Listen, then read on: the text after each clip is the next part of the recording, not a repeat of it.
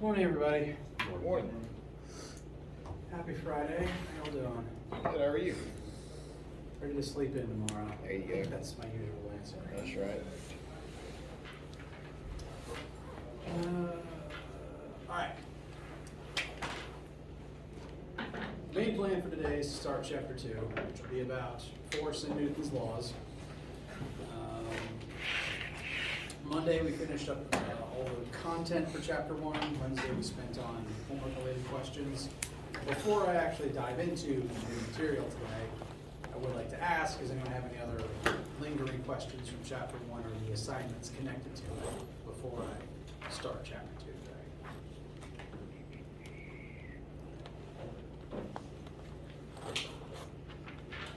All right. In that case, I'd turn the projector on, wouldn't it?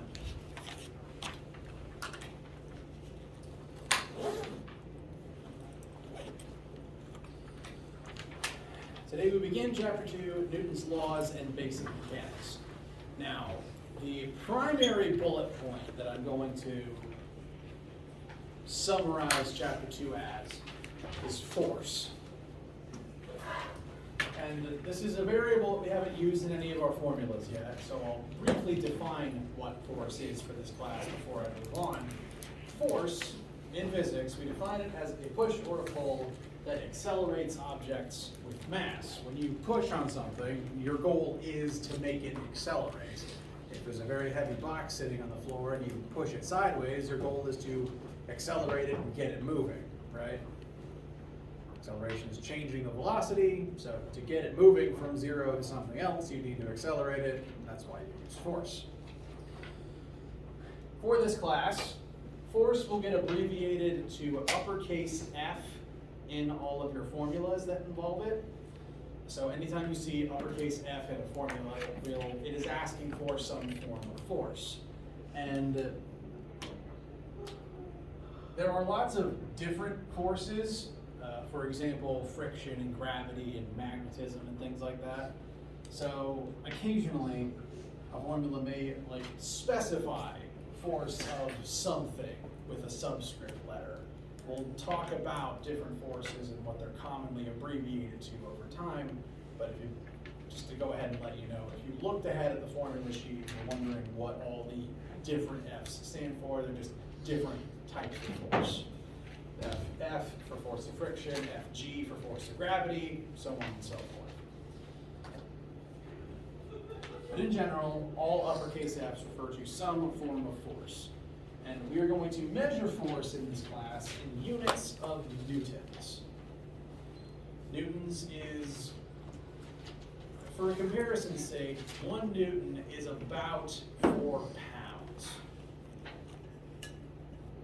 So newtons measured, did I put that backwards? 4 newtons is 1 pound? Yes. Wow. 4 newtons is 1 pound, approximately.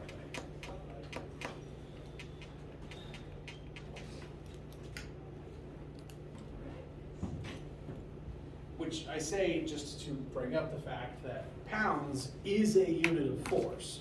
If you've ever measured the weight of something on a scale in pounds, that is the force of gravity that acts on it.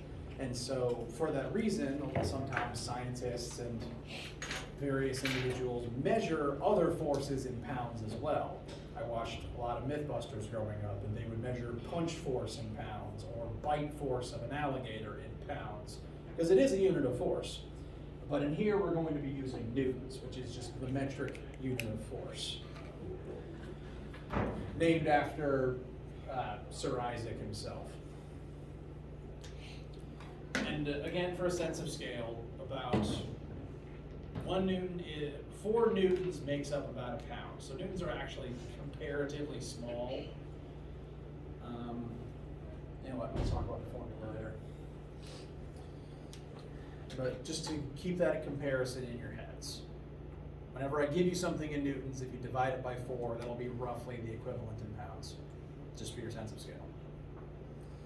And today we're going to be diving into Newton's 3 laws of motion that will form the backbone of this chapter and how we understand and use force in this class.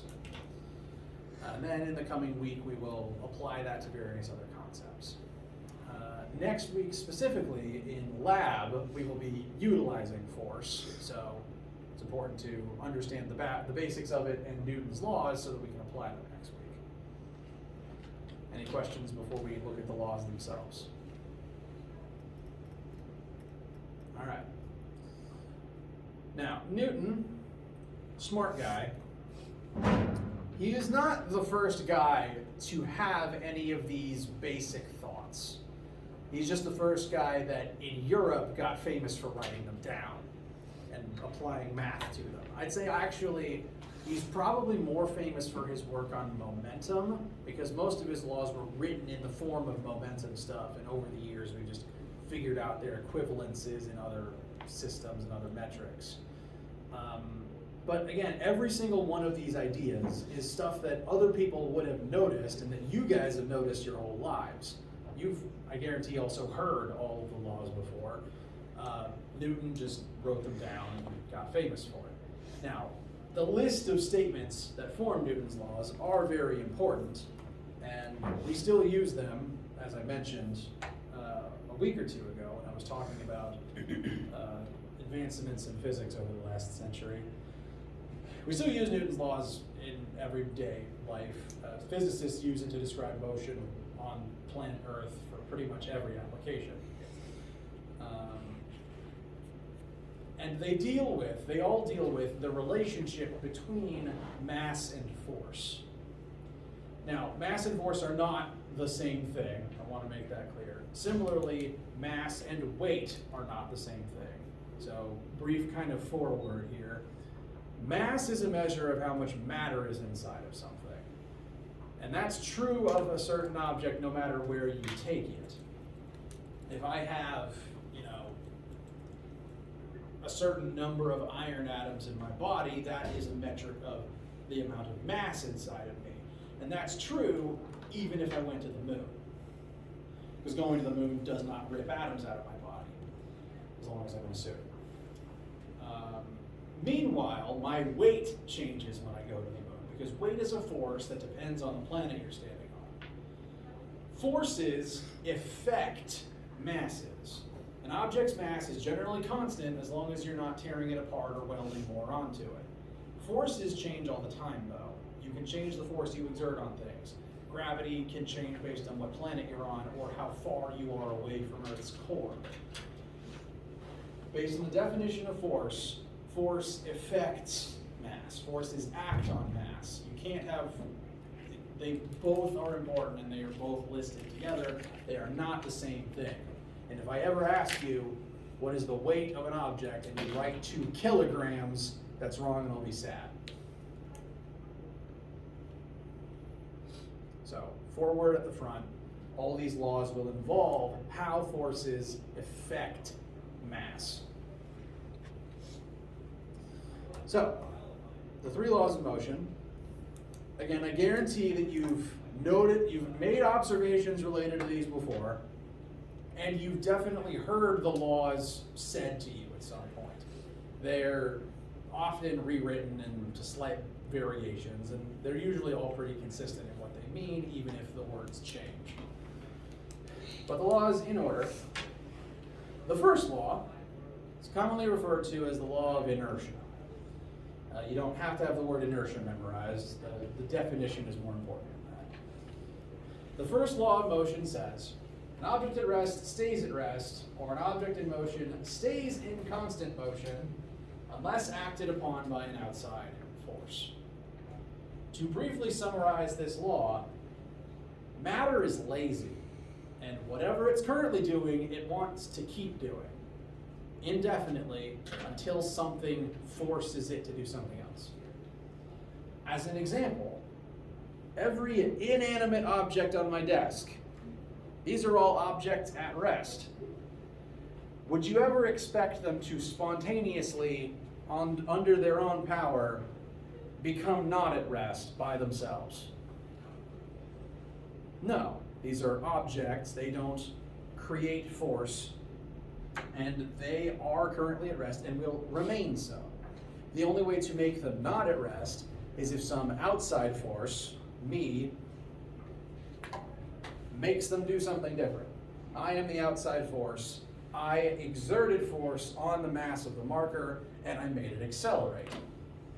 Because it was standing still, suddenly it was not standing still. That's a change in its velocity. That's an acceleration. So, matter likes to keep doing what it's doing. Hence why every inanimate object just chills on its own until something changes that. And granted, machines are objects, but they're designed to be able to move because of mechanisms in energy exchange. So, there's reasons why they move. They still follow these laws. Now, objects at rest staying at rest is only a part of this statement. It also says that objects in constant motion will remain in constant motion until acted upon by an outside force. This means that not only do stationary objects want to remain stationary, but things that are moving want to keep moving at the same speed and in the same direction forever until something forces them to change. Yes? Would that be considered gravity? Or would gravity be considered a force, an outside force that would cause them to stop? Gravity is an outside force. But by definition, gravity is a force. And that's why it causes acceleration in falling objects. So that's not the best example. If something is actively falling, it is actively accelerating, therefore it's not in constant motion anymore. It's not a bad guess though, because, well, on Earth, that's kind of illustrates the idea that this second half, seeing something move constantly forever, you kind of don't ever see that on Earth, because we've got gravity and friction constantly getting in the way.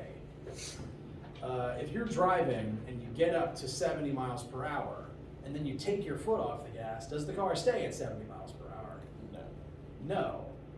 I promise you it wants to, but friction prevents it from happening. And friction is technically an outside force. So the car would stay at 70, except the outside force of friction is pulling it back and forcing it to slow down. This is why well-oiled machines run better and run longer. They don't lose energy as fast because there's less friction. So they keep moving longer than when friction exists, or when friction is very strong.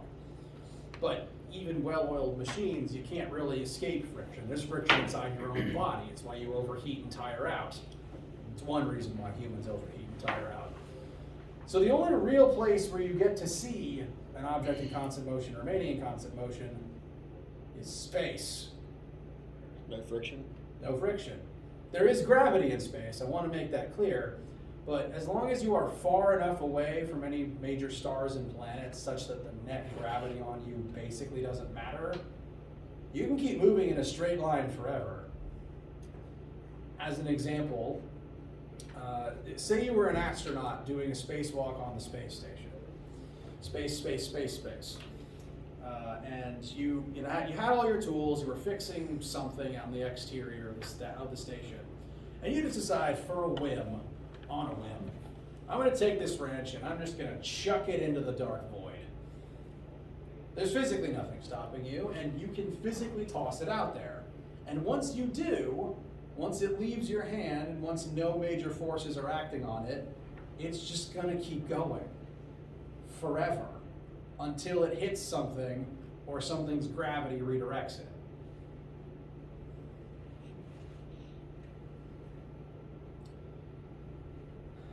This reference becomes dated every year I make it, but did anyone play Mass Effect 2? No? Alright. It's a space game, and one of the military generals in the game says that Isaac Newton is the deadliest man in space. Because if you shoot like a torpedo in space and you miss, it keeps going, and it'll hit something someday. So you didn't miss, you just hit that other guy a million years in the future. In space, where there's no friction, and if there's not anything nearby to affect gravity, constant motion, you'll just keep moving in a straight line. And honestly, you don't even have to get that far for this to start causing problems. because even in orbit of Earth, where Earth's gravity still matters, objects still keep moving in orbit around the planet until something stops them or they burn up in the atmosphere. We have lost $1 million satellites because a bolt that fell off of Sputnik or something was moving constantly in orbit around Earth and is still moving 50, 60, 100 years later, and it knocked a hole in something's solar panel and it lost power and fell out of the sky. Because that bolt won't stop until something stops it. So the amount of space debris in orbit is actually becoming kind of a problem. It's why we don't send trash into space. Besides the fact you'd lose a lot of rocket fuel. So, matter's lazy. Whatever it's doing, it wants to keep doing. And by virtue of something accelerating, that means a force is making it change, whether it's staying still or not. Sound good so far? All right. This is one reason why the cruise control on a car works. Basically, friction slows the car down. The cruise control dials in just the right amount of force in the engine to counter friction and keep the car moving at constant velocity. The car wants to, it just needs help to overpower friction. It's also similarly, as we've been talking about projectiles this past week, it's why the X, that's a new one. It's why the X velocity doesn't change while something's in midair, because it's not accelerating side to side. It wants to keep moving in this direction until something stops it, usually the ground. So that's Newton's first law, law of inertia. Second law, of the three, it's the one we're going to come back to the most, because this is your fifth formula. It's on your formula sheet. I mentioned that physicists like to use math as a language. So even if it's just 3 letters up there, I could still rattle off a paragraph about what this thing means. Now, if I was to just ask you, what is Newton's second law? You're allowed to just write this. This is Newton's second law, just summarized into the formula form instead of the paragraph form. So, valid answer. And what it says is, the net force on an object is equal to the object's mass times the resulting acceleration. It's been a minute since I think I mentioned sigma in math.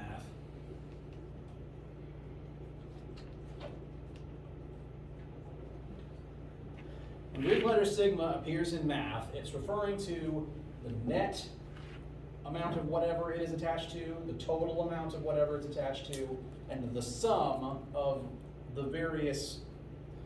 Okay, so here this is attached to force, net force, sigma force.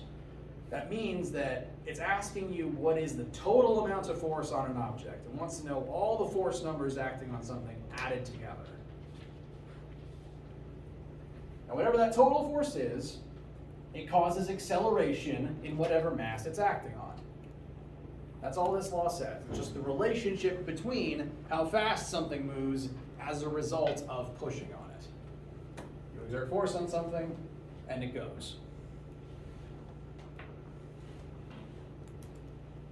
And I did say I could rattle off a whole paragraph about this for some additional points.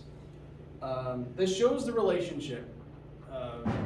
This demonstrates that if you want to make something accelerate faster, you need to use more force. If you double the force, you should double the rate of acceleration. Which is to say, you want it to go faster, you push harder. You want your car to go faster, you rev the engine more. Similarly, this mass being here is important because the more mass something has, the more effort it takes to accelerate it. If a box is physically heavier, it takes more force to get it to accelerate at the same rate as your other objects. And as a kid, I didn't actually learn this in science class. I learned it from my Taekwondo instructor. And the way that he taught me how to remember it was, if you want to punch harder, you either need to move your limbs faster or you need a bigger fist. So What he was trying to teach me is that speed is very important to punching and kicking hard. As a professional physicist these days, I use that to demonstrate the relationship between all the elements present. It was definitely memorable as a kid. Now that formula is on your formula sheet. It is the fifth one that we're talking about. And again, you can use it to determine how fast something will accelerate based on the force that acts on it. Very useful formula. We're going to come back to it constantly.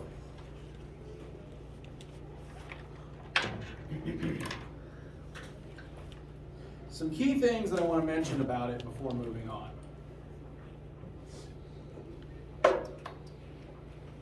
For one, I already wrote it over here. If I haven't said this out loud yet, I want to make it clear. Force is a vector. That means that we care about what direction it's pointing in, like with acceleration and velocity. Force is a vector because when you push something, it has to be in a direction. I lift something up. The car revs and pushes itself to the right, things like that. Excuse me.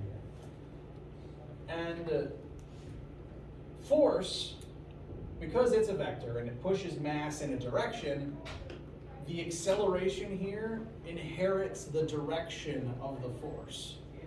Because when you push something to the left, it's going to accelerate to the left. So those are the two vectors in this formula, and they share a direction for that reason. One directly affects the direction of the other. The other thing I want to mention here, not only is the fact that these are vectors important, mass isn't a vector, but the F and the A are. Not only is vector direction important, but so is this sigma. Net force is what causes acceleration. To demonstrate why that's an important distinction. Well, this is 2 kilograms. I've been saying 1 kilogram all day. This is what happens when you don't read. So this is 2 kilograms. I'm going to place it right here on my desk. It's very heavy. Is it currently accelerating? No. Are there forces acting on it? All right, name some of the forces for me. Gravity is definitely pulling down. So there is a force of gravity pulling down on this object. Now that tells us this mass should be accelerating right now, shouldn't it? Why is it not falling through my desk? Table's in the way. The table is exerting an additional force upwards. And those two forces happen to add up to 0. Notice again, this formula doesn't ask for any individual force, it asks for net force. And if net force equals 0, then A is 0 too. This ties back into Newton's first law. An object at rest stays at rest until an imbalanced force causes it to accelerate. Because secretly, you can go anywhere in the universe and there's going to be forces acting on you. Even in the darkest, furthest out void of space, even if you are fathomless light years away from our sun, the sun's gravity is still acting on you. It's just incredibly weak, and it's being averaged out by all the gravity from everything else in every other direction. So when you're free floating through the void, it's not that there's no force, it's just that they're all really weak and they add up to 0 because they're all pointing in different directions. Every star is pulling you in their corresponding direction. Right now, Pluto's pulling you towards it. It's just really weak because you're very far from it. Net force is what determines the resulting acceleration. And if net force is 0, you don't get any acceleration. So whenever something is sitting still or moving at constant velocity, because again, first law says either is true here. If you're sitting still or moving at constant velocity, net force is 0 because net acceleration is 0. Meanwhile, if that force isn't zero, if any of the forces overpower the other and are imbalanced, then you get acceleration. In the case of masks, the mass sitting on my desk, if the desk isn't strong enough to withstand the force of gravity, the mass accelerates through it and breaks the table.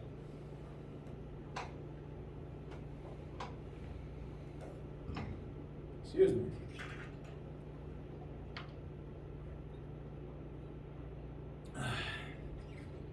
Questions, comments, opinions, concerns? So the mass has to outweigh the force of the table in order for it to move. Not quite. The different forces acting on the one mass would have to add up to something that isn't zero. So say, for example, this is 2 kilogram object. I'm gonna round its weight up to 20 newtons. So this weighs 20 newtons. When I place it on the desk, gravity's pulling it down with 20 newtons of force. Now, this is a very durable table. At least the surface of it is. Like, this is stone. So it's able to handle pretty large amounts of force. So if this table is assembled well and is capable of exerting 20 newtons upwards, then it will to fight against gravity pushing down into it. And so it will exert 20 newtons upward on the mass to counteract the 20 newtons that's being pressed into it. 20 minus 20 is 0. In that case, it sits here and it doesn't accelerate, because if net force is 0, then net acceleration is 0. The issue happens if the table is physically not able to stand up to that force. The actual mass of the object is not that important. That just determines how fast it accelerates. What matters is, can the table exert the required force to hold the mass on it? So if this weighs 20 newtons, but this table's only rated for 10 newtons, 20 up, no, I had it right the first time. 10 up, 20 down, that adds up to negative 10. Therefore, the net force points down, the net acceleration will point down, and then the mass accelerates through the top of the table and just breaks it. This is what happens every time, like if you ever sat on a kid's stool, like something that you sat on when you were 3, it was rated for like 30 pounds. If you sat on it and it broke, that's because you weighed more than the force that the chair could successfully exert back out of itself, and you accelerated through it. That happens anytime anything breaks anything. That includes punching through wood. So if you do punch through wood, you exerted more force than the wood could exert back on your fist. If I punch brick and I exert 50 newtons on the brick will exert 50 newtons back on me, and then my knuckles are what breaks.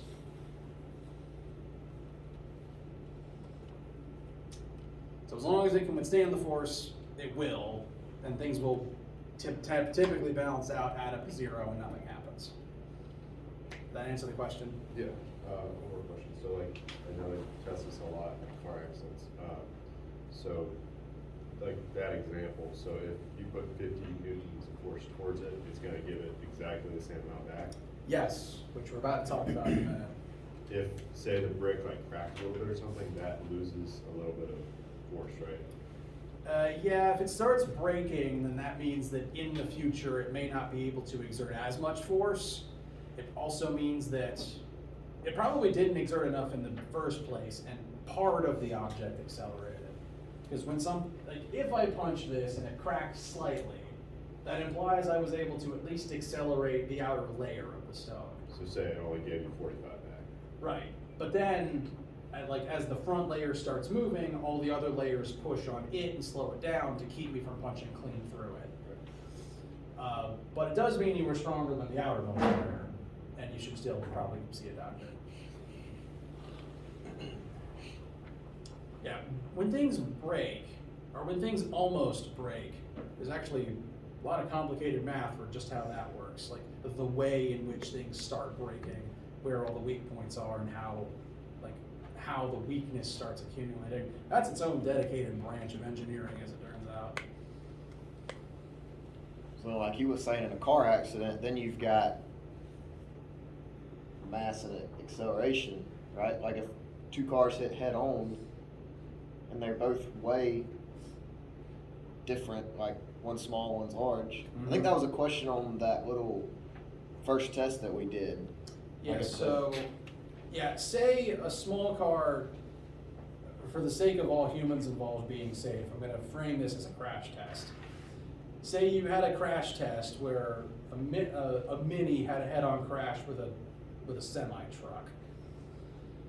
The forces wouldn't be balanced in that scenario. They have different masses, they're bringing different amounts of momentum and force into the equation, and they will exert the same amount of force on each other. It's just that that same force will affect the smaller mass more than the bigger one.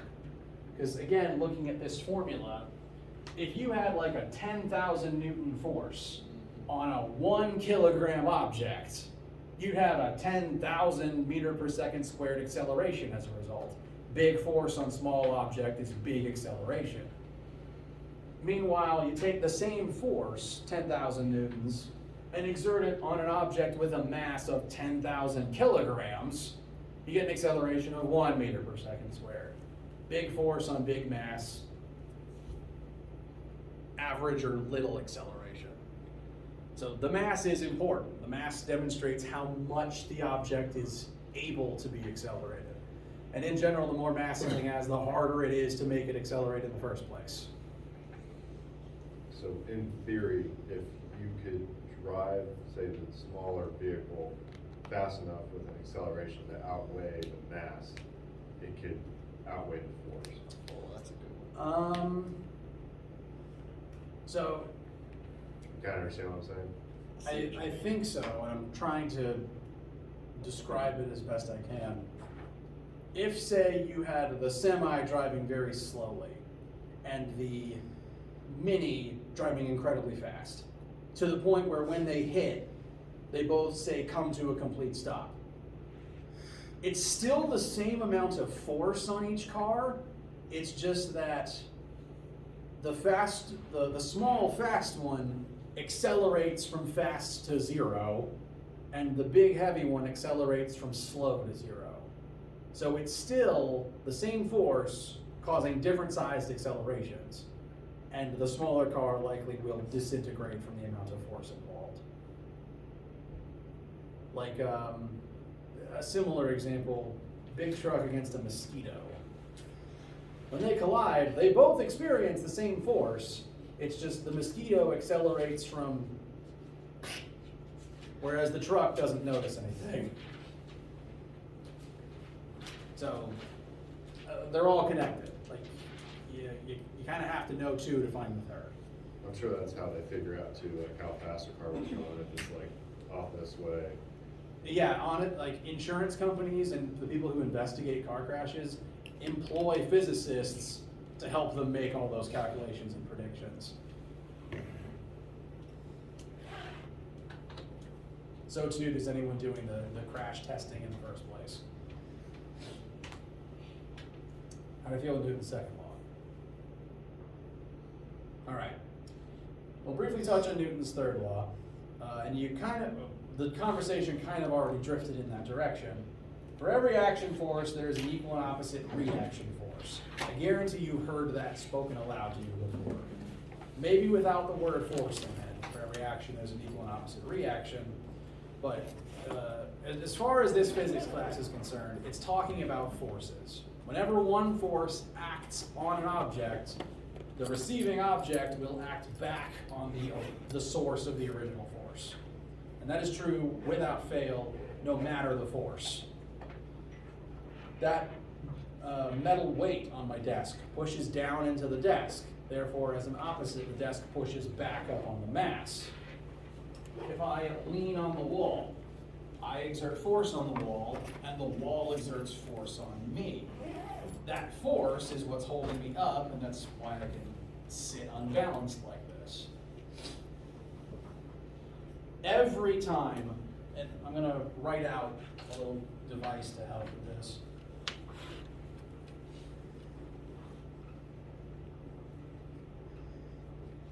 Whenever one thing exerts a force on a second thing, the second thing exerts the same amount of force back on the first in the opposite direction. And so I remember it as if A on B, then B on A. Because it's always the same two objects just flipped. I punch brick. Brick exerts force back on my fist. Fist hurt.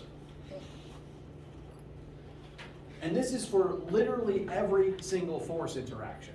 Every force, there is this reaction force. And so we call them action-reaction pairs. Any action force will generate a reaction force. It's just a question of which object is more affected by the force involved. Because here in this case, both objects, the weight and the desk, the net force on each object is still 0. Because gravity down, table up, this doesn't go anywhere. From the table's perspective, its own weight down, the force from the floor up, and even the additional weight from what's sitting on it, it all still adds up to 0, so the desk doesn't move either. But then you get cases like the Mini and the semi-truck.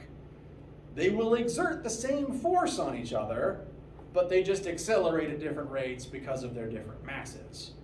The Mini will likely accelerate from forwards to backwards, which is a very big change. Whereas the truck will accelerate from fast to less fast. Not nearly as big a shift. And this is true. Every single force has an opposite like this, even ones you wouldn't expect. I will demonstrate. You can use Newton's second law to calculate gravity. There's a variation of the formula that physicists use to calculate the weight of an object on planet Earth. So this is going to be a variation of Newton's second law. Force of gravity is equal to mass times 9.8. On planet Earth, every object has a different weight based on its mass, and all of those different weights cause the same acceleration of gravity. So that's why different mass objects still fall at the same rate. They have different weights that create the same acceleration based on their differing masses. And we can use this formula to find the weight of any object on planet Earth, or any person on planet Earth. I will demonstrate using my own mass, mass of several adult humans of my height and build. Force of gravity, I'm going to plug in my own mass, which is 1,000 kilograms. It's important to note, Newton's second law and any variations of it, you use kilograms in that formula for mass. Really, any formula with mass in it in this class, we use kilograms, not grams. All the formulas are just calibrated for kilograms, because in physics, we tend to talk about very large objects like, people and heavy things and planets and stars. So we use kilograms to keep the numbers slightly more manageable. If you've taken chemistry classes, you've probably used grams, because chemists weigh out small piles of dust, which I don't say derisively. It's just, they use small amounts of ingredients. So kilograms, mass of this adult human is 1,000 kilograms.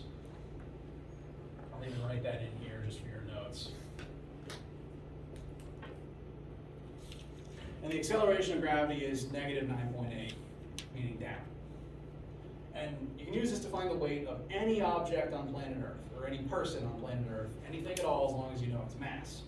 So if I ask you, what's the weight of an object? The answer is this. The answer is not mass by itself. The answer is this formula. So, my weight in newtons on planet Earth is approximately 9,800, about 10,000 newtons. Would that be negative? It would, yes. The negative specifying that force points vertically down. And that is, at this moment, the force that Earth's gravity pulls down on me. So I'm going to label this even more specific. Force of gravity, zoom tight, whoever that was, Earth acting on Professor Hoff. Now, this is a force. This is an action force. Therefore, there would be a reaction force. And following the trend I listed over there, if this is the force that Earth's gravity exerts on me, what would its reaction be? You say upwards. There is an upwards force, you're right. And it's the upwards force that my gravity exerts on Earth's core. Because secretly, everything with mass has a gravitational field. You, humans with mass in your bodies, all have your own gravity.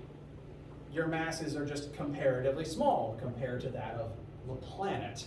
So you don't really notice your own gravitational effect because it's just too small. But you do have one. And so technically speaking, this is the force Earth's gravity exerts downwards on me. Therefore, the reaction to that, I would pull up on Earth's core with the same amount of force because of my own gravity. I weigh 10k newtons on planet Earth, and Earth weighs 10k newtons on planet me. Now, you don't notice this because, one, there's humans all over every inch of the planet, and all those humans are technically pulling Earth in those different directions too. So it all just adds up to 0. But even if I was the only thing on Earth's surface, you still wouldn't notice it because of this formula. I'm going to do a quick calculation. 9,800 is the force my gravity exerts upwards on Earth. And we're going to figure out how much Earth accelerates as a result of that. How fast do I pull Earth up towards me? We would just need to know the mass of planet Earth, which is approximately 5.97 times 10 to the 24th kilograms.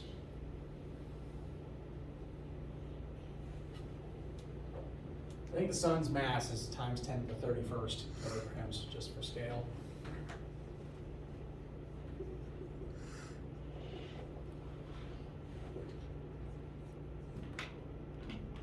So we're just going to calculate the acceleration of the Earth because of my gravitational pull, and I don't remember the numbers on the front, but I remember the exponent on the end.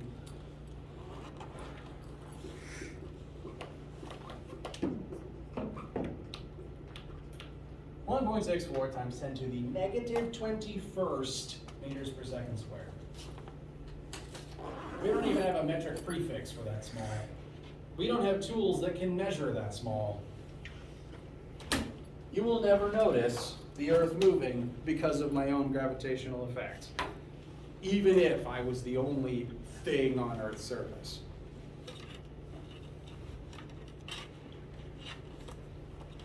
Because of the planet's very large mass.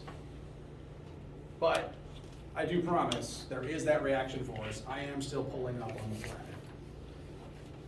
A slightly more realistic example is the fact that Earth's gravity keeps the moon in orbit, and likewise the moon's gravity still acts back on planet Earth. That's why it manipulates our tides. So the reaction force to gravity is just more gravity. So literally every force has a reaction. How do you guys feel about Newton's laws?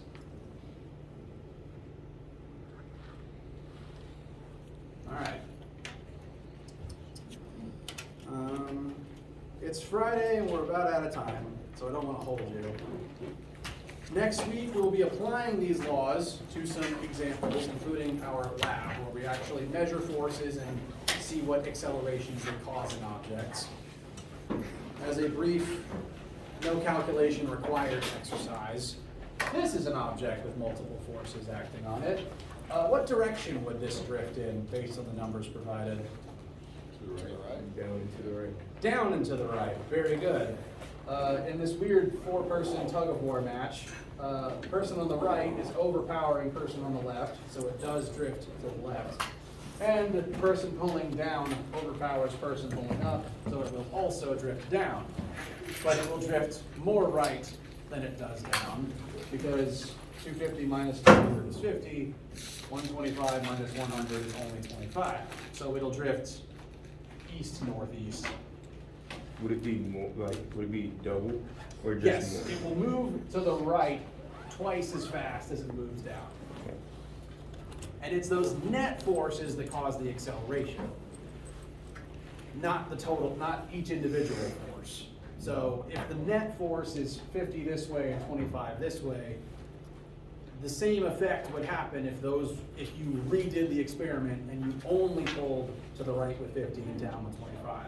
Because the net force is the only thing that affects the acceleration. So whether it's this four-person match where everyone's working against each other, or if it's just one rope pulling 50 this way and one rope pulling 25 this way, they drift in the same direction at the same rate. And we will further demonstrate that next week. Feel good, I hope? All right, so those are Newton's laws. You don't have to memorize them, but you do have to recognize them. And I will see some of you in the lab this afternoon. Have a great day. Yes, sir. I got you. Oh, thank you very much. Yeah, I remember. I'm gonna get it for you. I appreciate it.